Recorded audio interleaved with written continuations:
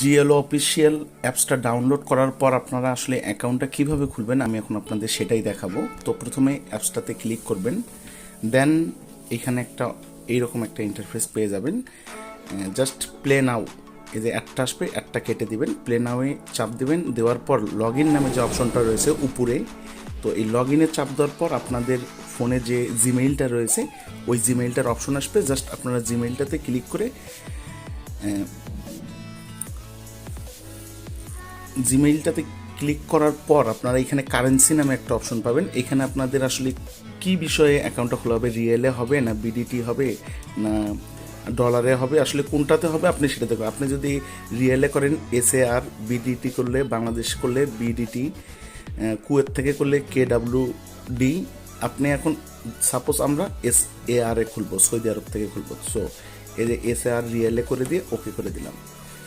দেন একটু অপেক্ষা করবেন, আপনার অ্যাকাউন্ট ক্লিয়ার, আপনার অ্যাকাউন্টটা একেবারে ক্লিয়ার। এখন আপনাকে কি করতে হবে, আপনাকে ফার্স্ট ডিপোজিট করতে হবে, তারপর প্লে। আপনি কিভাবে গেম খেলবেন সেটার এখন বিষয়টা আপনাদেরকে আমি বুঝাই দেব।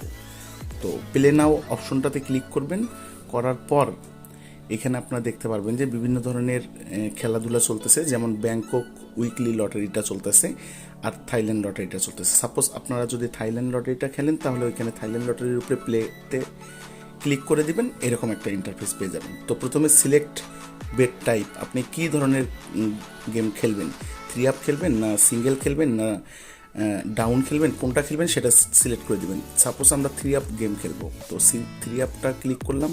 এখানে আমরা এখন নাম্বার দিলাম, সাপোজ 288। এখন ডিরেক্ট কত খেলবেন, ধরেন 5 খেললাম, র্যাম্বল ধরেন আমি 1 টাকাও খেললাম না, সেক্ষেত্রে 0 দিবেন। এইভাবে পর্যায়ক্রমে সবগুলো করার পর আপনি জাস্ট স্টার্ট লটারিতে ক্লিক করবেন, তাহলে আপনাদের খেলাটা ক্লিয়ার হয়ে যাবে।